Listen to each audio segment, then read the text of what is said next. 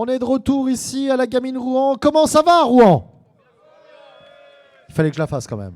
Il fallait que je la fasse. Il y a un petit public là. Je suis assez heureux de vous voir ici. Plus nombreux que ce matin, les amis. Très content. J'espère que vous aussi, vous profitez de cette seconde édition physique. Là, on est ensemble depuis ce matin. Toujours la compétition qui se joue derrière. Les tables rondes aussi. Et justement, maintenant, une autre table ronde sur les métiers de l'e-sport, les amis, le jeu vidéo et autres. Et avec nous, nos intervenants de Choc et de Charme. Alors, toujours ici. Alors, de Choc, plutôt. De Choc. J'ai envie de vous dire, toujours avec nous. On a Alice, Harmonie. Alice, pourquoi je veux dire Harmonie? N'importe quoi. En plus, je m'étais focus sur Mario Galaxy. Je fais Harmonie, je m'en rappellerai. Donc, Harmonie, vice-présidente de Woman in Game. Et avec toi, justement, Alice Budd, qui toi aussi, tu fais partie de l'association Woman in Game. À vos côtés, eh bien, nous avons... Comment je peux... Est-ce que tu veux le pseudo? Bied. Bied. Je te dis Bied, c'est ça? Ouais. Allez, Bied. Parce que Julien. vous avez tous vos pseudos. Donc, Julien, Bied, tu es le président de l'association. Alors, on va essayer de ne pas faire de faute cette fois. C'est HB3. 3-2-O, ouais. Je non, le savais. BH3. BH3. J'avais tout à l'envers, les gars, mais ça fait rien. C'est comme ça, ok? Tout est préparé. Ne faites pas ça chez vous. Je suis cascadeur professionnel, ok? Donc, et à tes côtés, on a Johan, qui lui est préparateur mental, coach mental. Et enfin, notre dernier invité de Choc et de Charme. Je vais quand même lire ma... Ah oui, Arthur, c'est ça? Alors, je déconne, il n'y avait pas du tout marqué, hein, mais je me suis rappelé quand même de ton prénom. Alors, Arthur, toi, tu es casteur et tu travailles à la radio aussi. Les amis, ça va être... il va y avoir beaucoup de choses à dire. Parce que, alors, le métier du jeu vidéo, alors, soit le jeu vidéo existe depuis déjà plus d'une quarantaine d'années, il n'y a pas de souci, mais en plus du jeu vidéo, en plus des développeurs, des éditeurs, il y a aussi le milieu de l'e-sport. Et quand l'e-sport a émergé aussi, on va en parler un petit peu quand même, sont apparus de nombreux autres métiers, de nouveaux métiers. On en parlera tout à l'heure, Johan et aussi Arthur, justement, caster et coach mentaux. On va commencer sur ces métiers du jeu vidéo. Et je voudrais débuter avec toi, Harmonie, qui travaille aussi chez Ubisoft un petit peu. Tu peux nous expliquer quel panel de métiers? Tu disais tout à l'heure, j'entendais qu'il y avait une cinquantaine de métiers dans le jeu vidéo, voire peut-être un peu plus. Toi, qu'est-ce que tu fais chez Ubisoft? Alors moi, je travaille dans les ressources humaines. Ouais. Donc, ça fait partie des fonctions support. Donc, Ouais. c'est-à-dire que je ne vais pas produire directement le jeu. Par contre, je vais aider les équipes à produire le jeu. Je vais les accompagner sur tout un tas de projets. Mais ce n'est pas mon métier qui va être le plus intéressant ici. Ce qui est intéressant à connaître, effectivement, comme tu le disais, c'est que dans la création d'un jeu vidéo et tout ce qui l'accompagne, il y a plus de 50 métiers. Donc, il y en a forcément un qui sera bon pour vous. On peut afficher à l'écran le référentiel des métiers du jeu vidéo. Ah oui. Qui a été publié par le syndicat national du jeu vidéo. C'est un document très complet qui va dans le détail de tous les métiers de la production, de la création d'un jeu vidéo. Donc c'est énorme. On va pas avoir le temps de tout voir ensemble. Mais ce qu'il faut avoir en tête, c'est qu'un jeu vidéo, on peut créer un jeu vidéo tout seul en 2-3 heures, un week-end, comme on peut le faire dans des game jams par exemple. Bien sûr. On peut aussi créer un jeu à 100, 200, 500 personnes sur 3 ans. Donc c'est vraiment des situations de travail qui sont très très différentes. Et du coup, ça fait appel à des métiers et des expertises qui peuvent être à la fois techniques, donc qui vont être sur le développement, la programmation, mais aussi des métiers artistiques sur la création des personnages, la création en 3D ou en 2D, voilà, tout ce qui peut être dessin, les environnements, la musique, les histoires, comment est-ce qu'on raconte des histoires, comment est-ce qu'on organise toute la production. Voilà, il y a plein de métiers qu'on ne soupçonne pas et qu'on n'imagine pas quand on joue au jeu. C'est intéressant ce que tu dis, puisque quand on parle de jeux vidéo, on a peut-être pas du tout à juste titre en fait cette image d'un codeur, d'un mec qui est sur son ordinateur, qui va pas arrêter de coder et autres. C'était peut-être le cas il y a de nombreuses années, mais maintenant tu as parlé d'artistes. On a des peintres, on a des dessinateurs, on a aussi des compositeurs de musique. On ne met pas assez souvent l'accent sur parfois des vrais chefs d'orchestre, on a les vrais musiciens, on a des talents qui font des bandes son qui sont ultra riche. Et justement aussi, en termes de chara design, je disais illustrateurs, dessinateurs, parfois des personnes qui viennent du milieu du comics, du manga et autres, et qui aident dans le jeu vidéo, c'est ça ? Du cinéma d'animation aussi. Il y a des personnes qui peuvent travailler, qui peuvent aller d'une industrie à l'autre. En fait, il faut imaginer que tout ce qui est visible quand on va jouer un jeu, quand on est joueur, ça a été pensé par plein de personnes. Ça a été testé aussi de multiples fois. Donc il y a aussi des personnes qui vont tester le jeu à partir de sa création jusqu'à la fin pour s'assurer qu'il fonctionne bien. Tout ce qui est dans les menus, comment est-ce qu'on va comprendre ce qu'on doit faire dans le jeu et quelles actions on fait, ça doit être réfléchi avant et processé par des personnes qui travaillent dans le game design par exemple ou dans l'ergonomie. Donc il peut y avoir des liens avec les métiers du web par exemple ou de l'informatique. Donc c'est effectivement un jeu vidéo, c'est un média qui est extrêmement complexe. Il y a plein de choses derrière et du coup il faut des personnes qui ont des expertises très différentes pour pouvoir le créer. Tu disais que c'est un média qui est complexe, c'est un média qui est en perpétuelle évolution aussi. On le voit ces dernières années, le jeu vidéo a évolué aussi bien scénaristiquement. Donc ça aussi, il faut en parler. Il y a des gens qui écrivent des histoires derrière des jeux vidéo. On n'est plus nécessairement sur du Mario, sur du platformer, des jeux qui ont un scénar, mais que l'on va suivre au fur et à mesure. Maintenant, il y a vraiment un script dans les jeux vidéo. Finalement, est-ce qu'on ne serait pas arrivé à une ère où le jeu vidéo ressemble à du cinéma ? Ça, c'est une question quasiment philosophique. Je pense que tout le monde peut avoir son idée. Mais tout le monde va avoir ça. Je pense je vais laisser le micro à tout le monde. Ça dépend du type de jeu, en fait. Il y a vraiment des centaines de types de jeux qui peuvent se rapprocher soit plus de la BD, soit du cinéma, soit de la musique, soit de... c'est très diversifié. Là, comme ça, je pense notamment à Final Fantasy. Moi, j'ai grandi avec cette saga-là où, à la base, c'est des super croquis qui sont faits pour les plans. Parce qu'à l'époque, c'était vraiment du 2D. On n'est plus sur la 3D. On est sur de la 3D, pardon. Moi, j'ai grandi avec les musiques, avec le scénario de ce type de jeu-là qui n'a rien à voir avec les jeux d'arcade qu'on peut connaître. Donc oui, moi, je vois ça, je suis d'accord avec toi. On peut voir ça comme du cinéma. Il y a même, dans les jeux vidéo, maintenant, c'est carrément des personnes qui ont des capteurs sur eux et qui sont... il y a la motion capture qui est créée, qui est utilisée dans les jeux vidéo, qu'on retrouve dans le cinéma énormément. Et juste ce qu'on veut dire par là, et c'est aussi important de parler des métiers, c'est pour dire qu'on peut faire carrière dans le jeu vidéo en fait. On peut on peut faire ses études dans le jeu vidéo et on peut y travailler, y faire toute sa carrière et tester plein de choses aussi. C'est une vraie industrie, c'est des vrais métiers. Tu disais, on peut commencer dans le jeu vidéo, d'accord ? Est-ce qu'il y a d'autres points d'entrée que de commencer dans le jeu vidéo ? Alors, je vois Alice qui acquiesce de la tête, je lui laisse le micro. Alors, le jeu vidéo, de mon point de vue, c'est une industrie qui se professionnalise énormément, c'est-à-dire qu'il y a plein de fonctions auxquelles on ne va peut-être pas penser directement, qui en fait sont liées au jeu vidéo. Pour vous donner un exemple, je suis en études d'école de commerce. Quand je vous dis ça, il n'y a personne qui va me dire « Bah ouais, tu vas faire du jeu vidéo ». Non, dans vos têtes, je vais peut-être partir en accounting, en conseil, etc. Et en fait, j'ai décidé d'aller dans l'industrie du jeu vidéo parce que je fais des études du coup en école de commerce liées à l'événementiel. Et ce que j'aimerais faire plus tard, c'est organiser tous les événements qui peuvent en fait être liés à cette industrie. Ça peut aller des compétitions e-sport au product launch, on appelle ça les dévoilements de produits, etc. Donc il y a de la place pour tout le monde, pour toutes les industries et pour toutes les formations en fait, dans le milieu du jeu vidéo. Tu voulais rajouter ? Je te vois avec le micro, Johan. Je vais venir à toi. Alors justement, je vais venir à vous deux parce que c'est intéressant. On a le côté... je reviendrai aussi vers vous puisque je sais qu'il y a... On parlait d'école. Là, tu disais qu'on pouvait aussi arriver dans le jeu vidéo, pas nécessairement en voulant travailler dans le jeu vidéo avec d'autres écoles et autres, écoles de commerce par exemple. Mais je sais qu'il existe en France aussi des écoles spécialisées. On en parlera d'ici quelques instants. Voir un petit peu. Je vais passer maintenant sur le côté qui est un peu plus... Des métiers nouveaux, des métiers qui sont arrivés sur le marché, c'est il y a quelques années réellement, avec l'émergence de l'e-sport, avec l'e-sport qui a vraiment explosé. Là, je parle de casteurs, je parle aussi de coach mentaux réellement.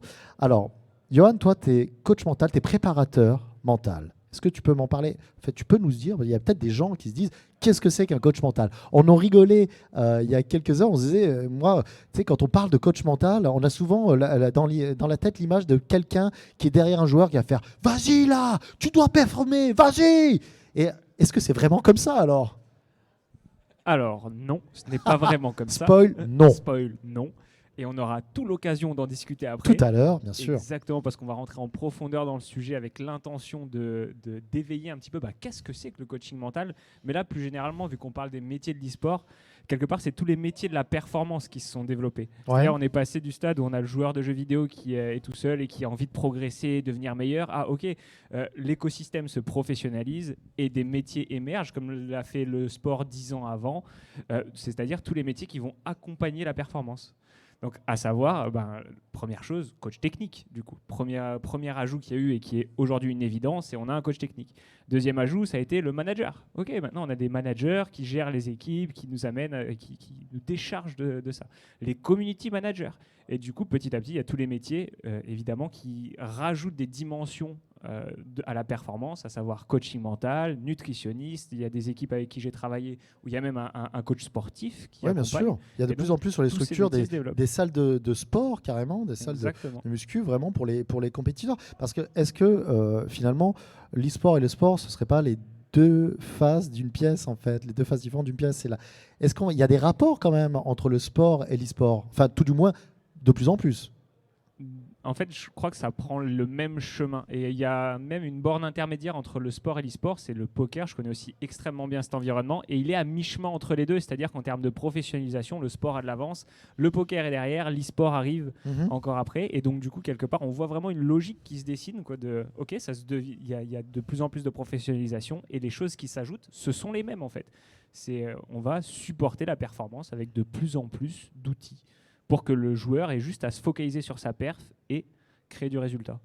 Qu'est-ce qui t'a amené dans l'e-sport? Je crois la même chose que toutes les personnes qui sont là. L'argent? Oui, d'accord. L'argent. Bien entendu, bien entendu. Beaucoup d'argent. Je comprends. Beaucoup. Non, parce que tu sais que limite, j'ai cru que tu allais vraiment dire ça. Hein, comme toutes les personnes qui sont là, l'argent, je fais ah quoi? Ok, la passion, quoi, bien entendu. Mais on en parle, si tu veux, on en parlera un peu plus tout à l'heure. Voilà, je préfère ne pas trop spoiler la conférence d'après, Johan. Donc on verra un petit peu tout à l'heure. Arthur, toi, alors Oui. caster sur Halo Infinite, mais pas que. Tu fais que du Halo Infinite ou pas? Pour le moment, je m'y suis seulement essayé sur Ouais. Halo Infinite, mais pourquoi pas par la suite, effectivement, passer sur d'autres plateformes. Parce qu'en fait, moi, effectivement, c'est à la base mon métier Ouais. d'être animateur. Et comme je suis passionné de jeux vidéo depuis que je suis gamin, comme justement, c'est ça, je pense, la passion commune qu'on a Oui, tous bien ici. sûr. C'est C'est pas l'argent? Je suis déçu. En fait, l'argent, ça vient peut-être après, mais si vous faites ça pour l'argent, en vrai, vous n'allez pas aller loin. C'est d'abord une passion. et c'est surtout comme pour surtout beaucoup de le choses. cast, parce que là Ouais. quand on parle de nouveaux métiers, sur le cast, on rentre dans le vif du sujet. Hein. C'est ça. J'ai la chance de connaître pas mal de casteurs, qu'ils soient sur différents jeux, League of Legends, Valorant, Fortnite et autres.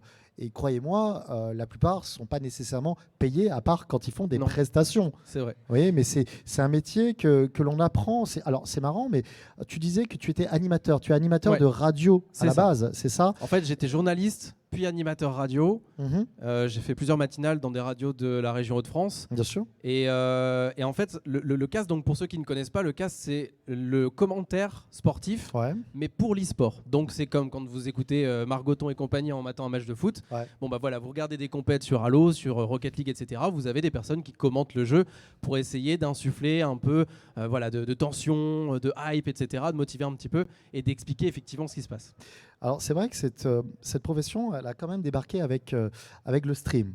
Ouais. C'est-à-dire quand le cast a été limite inventé avec des passionnés des jeux qui, en direct, commentaient des matchs sur LoL, sur différents jeux compétitifs. Et c'est ce qui a donné ensuite, après, ces lettres de noblesse au cast que l'on connaît C'est ça. maintenant et qui s'est... Alors, je ne sais pas si le terme professionnalisé est approprié, puisque, comme je le disais en amont, à part pour les prestations, des castes professionnels, un vrai métier est-ce que ça existe réellement, Arthur? Est-ce Oui, que, bien sûr. alors, alors, c'est complètement bête ce que je suis en train de dire Non, en non, disant pas du tout. un vrai métier. C'est un métier. C'est un métier. Alors, Mais est-ce que au niveau professionnel, voilà, sur ma feuille de paye, je peux marquer caster? Oui, bien sûr. Ça a été quelque chose de difficile à mettre en place parce qu'en fait, c'est pas un nouveau métier, à la différence de certaines choses qui ont été mentionnées par mes camarades. C'est plutôt l'évolution d'un métier qui existe déjà et comment l'adapter du coup sur une plateforme nouvelle qui n'est pas encore connue de tous, puisqu'effectivement, commenter des matchs de sport, ça existe depuis longtemps. Comme tu le dis, Fred, ça a été quelque chose mis en avant par le stream, puisque du coup, tout le monde s'est dit, je peux le faire depuis chez moi. J'ai un talent à l'oral, j'ai une passion, j'ai envie de le mettre en avant, je peux le faire depuis chez moi. Et donc effectivement, au début, c'est plus un loisir qu'autre chose, sauf qu'on s'est rendu compte que pour les compétitions e-sport qui sont devenues un business, en vrai, très suivi par des millions de personnes, c'est des métiers parce qu'il y a des techniciens, etc. Et en fait, maintenant, il est devenu indissociable d'avoir une compétition qui n'est pas ensuite retranscrite et commentée par donc des casteurs. Ça se fait énormément donc aux États-Unis à la base et dans d'autres pays. Ça se démocratise de plus en plus sur les jeux les plus connus en Europe. Et maintenant, on arrive à avoir un pôle France, un pôle Espagne, un pôle, etc. sur chaque jeu. Donc aujourd'hui, les gens qui arrivent à s'être fait un nom, parce que c'est toujours un peu comme ça, si on commence, on se fait un nom, etc., peuvent maintenant faire de ça un vrai métier et gagner de l'argent. Et voilà. Alors, je rebondis sur ce que tu dis là, parce que tu dis, peuvent faire ça, gagner de l'argent. Est-ce que le cast, quand même, il n'y en a pas 18 000 de jeux compétitifs dans le monde. Est-ce que tu viens de dire, il y a des grands noms maintenant du cast. Est-ce que c'est pas un peu bouché? Si, ça veut dire, professionnel, si on veut en vivre, est-ce qu'à l'heure actuelle, je pourrais me dire, allez, je me lance sur LoL, mais des casteurs LoL professionnels, je peux t'en citer 4, là déjà, même 6 de casteurs professionnels. Est-ce qu'on n'est pas arrivé, c'est un métier qui est nouveau, mais est-ce qu'on n'est pas arrivé réellement à un moment, pour le cast, je précise, où eh bien, ça commence à être dur de se faire voir? Parce qu'il y a des chaînes qui ont émergé et qui emploient aussi maintenant des casteurs et animateurs professionnellement. Est-ce que c'est pas un peu dur? Si tu veux, en fait, c'est exactement la même chose que comme pour ton métier à toi, d'animateur. Totalement. Comme moi, du coup, en radio, c'est la même chose. C'est accessible à tous. Maintenant, ceux qui arrivent à se faire un nom et à évoluer, c'est parce qu'ils sont remarqués, c'est parce qu'ils ont du réseau, etc. Donc oui, c'est bouché. C'est comme si on te disait, demain, tu peux devenir acteur, va faire une école de théâtre. Maintenant, est-ce que tu seras aussi connu que Jean Dujardin? Ça, en fait, il n'y a pas de chemin tracé. Donc, c'est un peu la même chose maintenant. C'est du réseau, c'est du piston. Bon, évidemment, il doit y avoir du talent parce que sinon, les gens connus, on les écouterait pas. Mais se lancer, pour moi, dans le cast, ça ne doit pas être une vocation à gagner de l'argent et à être connu, comme pour tous les métiers d'artistes en général, parce que je pense que ça s'applique à tout. Et c'est une forme d'art aussi de faire ça. Il faut que ce soit une passion. Et après, si ça marche bien, go, quoi. Écoute, j'espère que ça va bien marcher en tout cas. Tu continues, toi, c'est quelque chose, tu vis du cast ou tu continues ta profession d'animateur? Ça m'est un peu tombé dessus. Ouais. Ça m'est un peu tombé dessus. J'ai trouvé ça génial, j'ai kiffé. Ouais. Du coup, je l'ai fait. Là, en l'occurrence, du coup, Julien qui organise l'événement m'a proposé du coup pour Allo de le faire et c'est avec un grand plaisir. J'aimerais pouvoir le faire plus. Et quelque part, ça répond un peu à ta question précédente, c'est que oui, c'est bouché parce que maintenant, si vous voulez caster pour des jeux connus et donc être visible de beaucoup plus de monde, vous devez forcément avoir un gros CV avec beaucoup de tournois organisés, avec des piges, etc., comme en radio, comme en télévision. Et les places sont très chères parce que du coup, maintenant, on a des noms qu'on a envie d'avoir parce que c'est devenu des fers de lance de tournois. Donc, faire une place parmi tout ça, c'est dur. Ouais. Et exactement ce que tu disais il y a quelques instants, même dans le métier du host. Exactement. Ouais. Parce qu'à une époque, on n'était peut-être pas certes nombreux, mais beaucoup de noms connus ont émergé, sortant de structures et autres. Et c'est difficile, c'est très difficile de se faire une place, même dans le milieu de l'animation et de la présentation. Donc, je sais ce que c'est, bro. Ouais. Tu voulais rebondir, Julien? Ouais, un tout petit peu. Donc on parlait de l'aspect professionnel, mais faut le dire aussi, en fait, ce qui permet aussi d'alimenter tout ça, c'est l'argent. Bien sûr. L'argent. Et là, par exemple, tu fais ça bénévolement. Mais donc déjà, d'une part, c'est bouché. Mais pour pouvoir développer tout ça, il faut aussi de l'argent. Donc moi, par exemple, en tant qu'organisateur, j'aimerais pouvoir défrayer un maximum de monde. Mais il rigole en me regardant.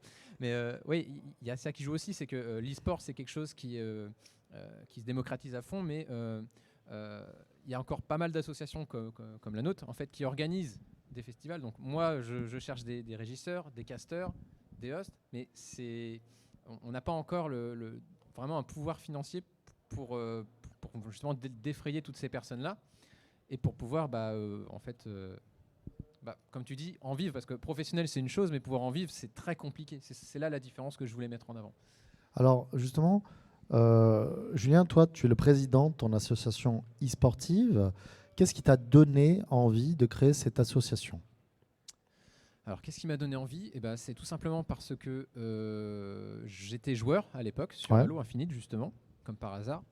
Et pour pouvoir se lancer dans la compétition dans le championnat de France, il fallait se mettre sous le statut associatif. C'est comme ça que j'ai rencontré le monsieur là-bas. Et donc j'ai créé l'association. À la base, c'était vraiment un groupe de potes. Et puis finalement, on s'est professionnalisé, je peux le dire maintenant, parce que j'ai vu toute l'évolution de l'e-sport. Parce que au début, c'était vraiment quelque chose de banal, on va dire. Et aujourd'hui, quand on a une équipe e-sport, on a tout l'encadrement qu'on peut retrouver dans un club de sport. Justement, je fais le lien à ce que tu disais tout à l'heure. C'est ce que vous avez dans l'association ? Oui. Vous avez par un exemple, coach mental, vous avez un préparateur physique. Alors, c'est vrai ? Alors, un préparateur dans tout ce qui est physique, non, parce que déjà, il faut une structure physique. Ouais. Ce qu'on n'a pas, c'est extrêmement cher et c'est D'accord. impossible. Donc, je rappelle, nous, on est une association bénévole. Personne ne gagne un seul centime, il faut le rappeler. Mais là où je veux en venir par rapport au sport, c'est qu'aujourd'hui, on a des joueurs dans nos sections compétitives où on va leur mettre à disposition un préparateur mental. Tu as déjà travaillé avec moi là, sur ce sujet. On va avoir un coach qui va plutôt aller sur la stratégie. Ouais. On a un manager qui va gérer le planning. On a l'équipe com derrière, donc il y a des community managers, des graphistes. On a aussi des responsables com. Enfin, il y a vraiment un écosystème énorme. Il y a plein de gens qui bossent dans l'ombre dans une association. Et comme tu disais aussi tout à l'heure, le but, c'est que le joueur puisse se focaliser à fond sur la performance, sur sa passion. Et nous, derrière, on met tout en place pour qu'il soit tranquille. Vous avez senti une évolution ? Ce sont des métiers qui sont devenus indispensables. Quand on parle de coach sportif, Je l'ai ressenti sur la préparation mentale il y a 2-3 ans, quand on a travaillé avec un joueur, notamment sur Dragon Ball, Kaiden, tu te rappelles ? Moi, quand j'ai été voir les joueurs, je parlais de préparation mentale, ils m'ont regardé. Non, on n'a pas besoin, qu'est-ce que c'est que ça ? Ça sert à rien. Ouais, c'est très obscur. Truc de vieux, quand on là. ne connaît pas, c'est très obscur, effectivement. Et en fait, je leur ai dit si, j'insiste. Ils ont essayé et après, ils ne voulaient pas s'en passer. Clairement, quand je leur ai expliqué que ça pouvait jouer sur leur performance, ça s'est ressenti. Franchement, ça s'est vu. Il y a eu des résultats derrière et oui, c'est indispensable. Et de toute façon, ça se voit aujourd'hui dans toutes les structures e-sport, les grosses structures. C'est obligatoire. C'est quelque chose d'intégrer. Dans le milieu de l'e-sport, vous êtes une association. Est-ce que tu voudrais évoluer, devenir une structure qui ne soit plus nécessairement une association ? Ou est-ce que tu voudrais rester sur ce statut-là ? Parce que tu penses qu'il y a peut-être plus de facilité à rester avec ce statut-là. Alors c'est une très bonne question. D'un côté, j'aimerais rester dans le milieu associatif, parce que quand on ajoute l'aspect financier, j'ai peur qu'on perde quelque chose. Moi, je me bats depuis 15 ans pour qu'on ait une association avec beaucoup de bienveillance. Je file vachement les recrutements. Et si on ajoute le côté financier, ça peut changer pas mal de choses. Après, honnêtement, je vais répondre oui. J'aimerais développer un peu plus la structure pour avoir plus de possibilités, parce que la réalité, c'est quoi ? C'est qu'aujourd'hui, on se professionnalise, dans le sens où on accompagne les joueurs au maximum, mais le frein, il est financier, parce que des fois, ça m'arrive, je ne peux pas envoyer des joueurs en LAN parce que je n'ai pas l'argent. L'année dernière, je devais envoyer un joueur à Las Vegas, à Levo. Je n'ai pas pu parce que je ne pouvais pas trouver 1 500 € du jour au lendemain en claquant des doigts. Alors justement, avec, alors je sais, c'est stupide, mais avec l'émergence de tout ce qui est crowdfunding, de cagnotte et autres, ça, c'est des process que vous ne pourriez pas utiliser ? Parce que quand on est une structure professionnelle qui a plus de moyens, ok, il n'y a pas de souci. Mais quand on est une structure amateur, entre guillemets, je veux dire, surtout en association, est-ce qu'on ne peut pas tenter de gérer avec d'autres process, je disais cagnotte, on arrive toujours à s'en sortir. L'avantage, c'est que en fait, dans le milieu associatif, tout le monde se connaît et on s'entraide. À chaque fois, quand j'ai des LAN, en fait, pour réduire les coûts, c'est simple.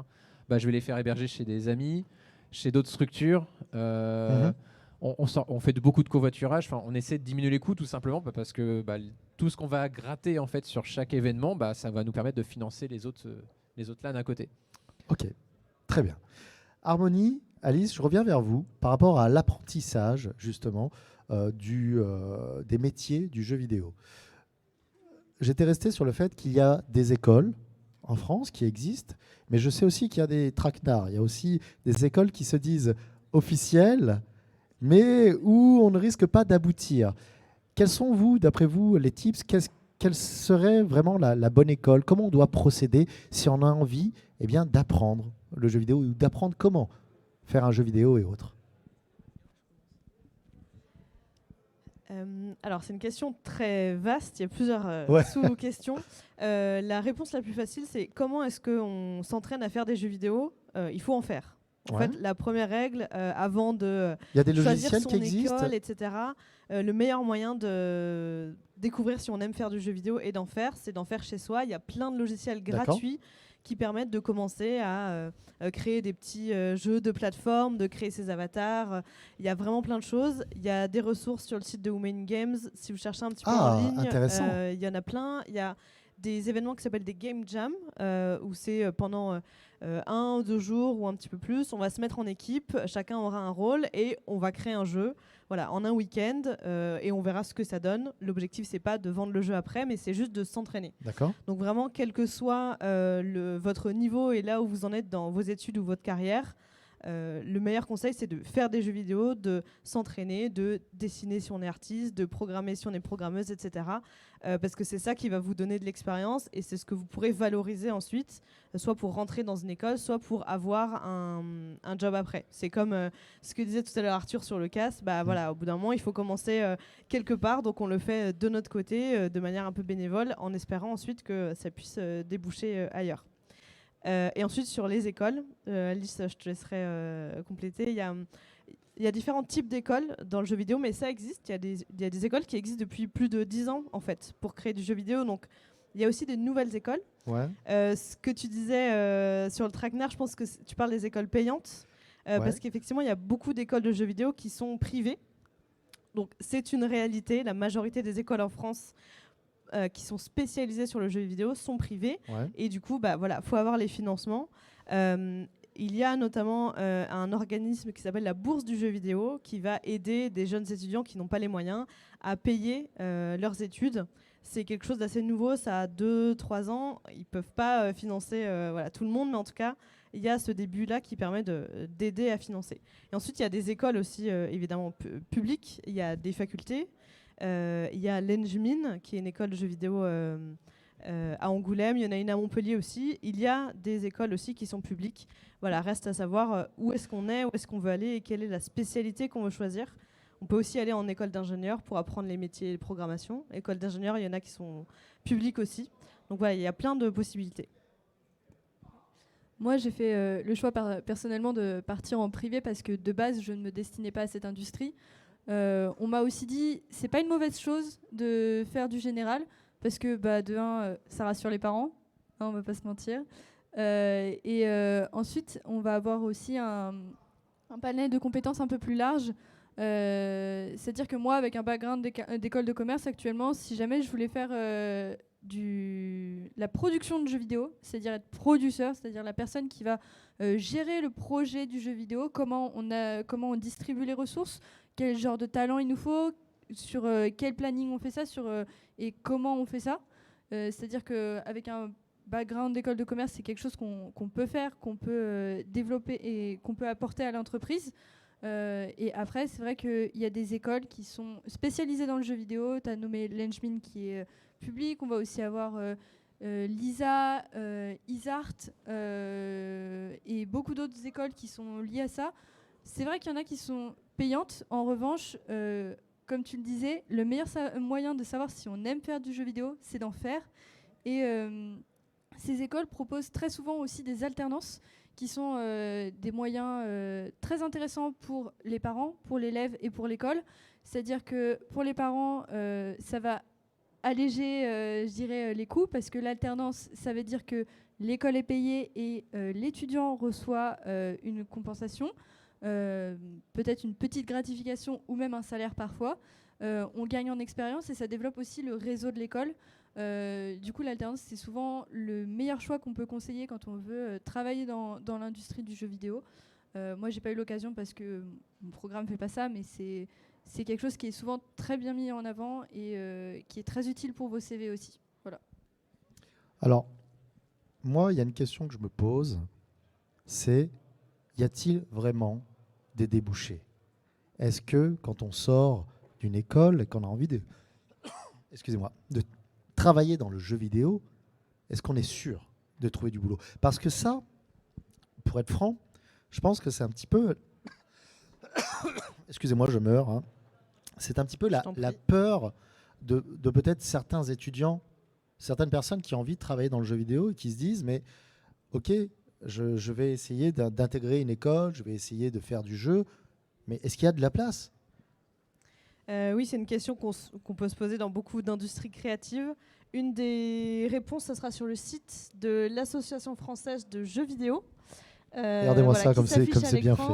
Il y a toute une partie annonces, donc sont répertoriées un maximum d'annonces de recrutement. Et c'est un site aussi. Une petite boîte, là, je vois, cantine voilà, il y a là, quelques offres un petit peu partout. Petite boîte. Et sur ce site, il y a aussi l'Observatoire de l'emploi du jeu vidéo en France. Donc c'est un onglet un petit peu au-dessus, si tu arrives à le trouver. Sinon, je vais juste l'expliquer. En haut à gauche, apparemment. Donc c'est une asso, donc l'Association française du jeu vidéo, qui va observer comment se passe justement l'emploi de jeux vidéo en France. Et ce qu'elle constate, c'est que c'est une industrie qui crée des emplois. Chaque année, il y a de nouveaux postes, il y a de plus en plus de postes qui sont ouverts et de plus en plus de personnes qui peuvent y travailler. Donc à un moment, peut-être qu'on aura les chiffres. Faut savoir aussi que le jeu vidéo, c'est la première industrie culturelle au monde en termes de chiffre d'affaires, de production. Et du coup, on sait que c'est très dynamique, notamment depuis le Covid. Pendant le Covid, il y a beaucoup de personnes qui se sont mises à jouer aux jeux vidéo parce qu'il y avait un peu moins de choses à faire qu'auparavant. Et ça a aussi créé des passions et développé un peu ce secteur-là. Pour autant, ça reste un secteur qui est évidemment créatif. Il est en plein boom ou pas, ce secteur Harmonie? Parce que tu disais par rapport au Covid, mais est-ce que tu ressens qu'il y a de plus en plus de personnes qui postulent pour du jeu vidéo, pour tenter de créer des jeux vidéo, ou ça a stagné, on est toujours au même point? Oui, il y en a de plus en plus, notamment parce qu'il y a aussi de plus en plus de formations. Il y a des écoles qui se créent, il y a des formations dans les universités qui se créent. Donc oui, il y a un boom. Pour autant, comme dans toutes les industries créatives, on ne peut pas recruter tout le monde. Quand on sort d'école, on n'est jamais assuré d'avoir un job tout de suite. D'où l'importance de choisir la bonne formation. Et de s'entraîner, de faire un maximum de projets personnels pour ensuite espérer être recruté, agrandir son réseau, participer à des associations. Le bénévolat aussi, que ce soit notre côté sur la mixité ou côté e-sport, c'est aussi un bon moyen de montrer qu'on a envie de travailler et déjà avoir des réalisations, et c'est aussi une bonne chose. Ça existe toujours, les chasseurs de tête? Enfin, des personnes qui viennent de grosses sociétés, qui vont aller dans les écoles et dire hey, celui-là, il a un petit potentiel quand même. Il y a peut-être possibilité qu'on le récupère. Alors là, tu parles de la chasse de tête plus comme on peut le faire en sport, je pense, ouais, au niveau des écoles. Plus comme un mercato, quoi. On va aller là. Intéressant ce vivier de concepteurs ou de designers, là. Hein. Il y a des écoles qui sont plus réputées que d'autres parce que leur cursus est un peu meilleur, ou les professeurs, etc. Il y a des chasseurs de tête. En fait, c'est des personnes qui recrutent. Donc, c'est les équipes RH, recruteurs et recruteuses des studios. Je ne crois pas qu'elles vont aller voir dans les écoles et repérer tout de suite la personne. Après, elles vont publier des offres et elles vont recruter comme dans n'importe quelle industrie. Moi, là-dessus aussi, j'ai quelque chose à ajouter. C'est que quand vous rejoignez une école, peu importe l'école, hein, c'est pas juste le nom de l'école, c'est aussi tout son réseau d'alumni et tout son réseau professionnel. Souvent, c'est quelque chose que les grandes écoles mettent en avant. Il y a des écoles qui organisent des événements où en fait les entreprises viennent pour rencontrer les étudiants de l'école et les recruter sur les offres qui sont actuellement ouvertes. Ça dépend des industries aussi. Parfois, dans l'informatique, on va avoir des offres qui se créent pour un profil. Ça va vraiment dépendre de vous. Tu disais, est-ce qu'il y a des gens qui viennent vous chasser? Et tu sais quoi, jeudi, on m'a envoyé un message pour me dire « Oh, j'adore ton profil, etc. Je suis en processus de recrutement. » Alice, on touche du bois pour toi. Et ils me donnent une réponse mercredi, réponse finale, si oui ou non ils veulent de moi. Après, j'ai d'autres options. Voilà. Le milieu du jeu vidéo aussi, c'est énormément de réseaux. On en a parlé, de Piston. Piston, c'est un petit peu négatif. Je pense qu'il faut être une personne très ouverte. Alors, c'est peut-être péjoratif de dire piston, mais c'est la dure réalité. C'est la dure réalité. Je te le dis, parce que moi, travaillant dans je te le dis, c'est la dure réalité. C'est la dure réalité. Et parfois même, géographiquement, ça peut impacter Oui. où tu vis. La Donc, géographie impacte beaucoup, malheureusement. C'est pour ça qu'on vous conseillera très souvent de ne pas mettre votre adresse sur un CV. Il faut, je pense qu'il faut de la motivation, peu importe ce que vous faites. Dans tous les cas, il faut trouver du sens dans votre travail. La motivation aussi aide beaucoup à développer le réseau. Moi, c'est ce que j'ai fait beaucoup grâce à Women in Games. Et c'est ça qui m'a aidé dans ma recherche de stage et d'emploi. Parce que du coup, j'en suis là aujourd'hui et je pense que ça n'aurait pas été sans Women in Games. Women in Games, pardon. Juste ajouter quelque chose sur le piston, effectivement. Les studios jeux vidéo, c'est des entreprises avant tout, et du coup, elles vont recruter sur les compétences. Donc, elles prendront jamais quelqu'un qui est le fils de machin juste parce qu'il est le fils de machin. Elles prendront quelqu'un qui a beaucoup de réseaux et qui va peut-être savoir se mettre en avant et qui, du coup, connaît bien l'industrie. Donc, on va jamais recruter quelqu'un sans qu'il ait les compétences. Donc, c'est pour ça que c'est important de se mettre en avant, de faire des projets en plus et d'avoir son réseau. On peut travailler dans le jeu vidéo si on n'a pas de réseau. C'est un peu plus compliqué, mais du coup, il faut participer aux événements comme aujourd'hui, regarder un peu ce qui se passe comme événement sur Twitch, se renseigner sur les métiers. On peut s'en sortir quand même si on connaît personne, mais voilà, ça nécessite d'aller chercher un petit peu les informations, participer à des assos et se renseigner. Oui, effectivement, le piston, ça peut être bien s'ils recherchent des hosts chez Ubisoft. Hein. Merci Harmonie. Voilà. On en parle tout à l'heure. Merci beaucoup. Messieurs, je vais me focus peut-être pour une dernière question sur vous trois. Là, on sait qu'il y a eu l'émergence de nouveaux métiers dans l'e-sport. Est-ce que vous pensez qu'il peut y avoir encore d'autres métiers qui risquent d'être créés dans les années qui arrivent? Est-ce que c'est en perpétuelle évolution ou on arrive quand même à un niveau où on se dit, je pense qu'on a tout ce qu'il faut maintenant pour... Arthur? Ouais, alors, en fait, ce qu'on constate là depuis surtout 2-3 ans, peut-être jusqu'à 5 ans, c'est que l'univers du jeu vidéo, soit pour des raisons pécuniaires parce qu'on voit que ça rapporte de l'argent, soit parce que ça ramène et regroupe beaucoup de monde, se démocratise de plus en plus et les médias un peu plus généraux s'y intéressent de plus en plus. Ouais. Donc je ne sais pas si on va avoir une émergence de nouveaux métiers. En tout cas, il va y avoir une mise en avant, puisque maintenant, il y a des joueurs, des streamers aussi qui commencent à se rendre visibles sur les télés, sur les émissions de radio. Je pense à Domingo, que vous connaissez peut-être, qui était sur Énergie, par exemple, qui avait une émission sur Énergie. Qui était streamer à la base. Qui était streamer à la base, voilà. Il y a les youtubeurs, etc. C'est un petit peu différent, mais voilà. En fait, je pense qu'il va simplement y avoir une fusion petit à petit sous différentes manières du monde du jeu vidéo avec le monde que, j'ai envie de dire, nos parents connaissent.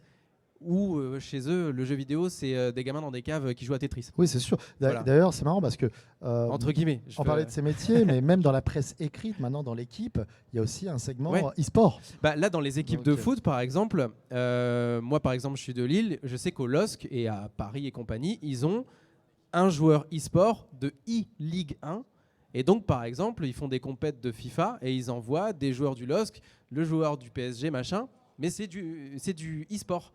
Mais ça se démocratise, il y a de l'argent, il y a des moyens, il y a des événements qui se mettent en place.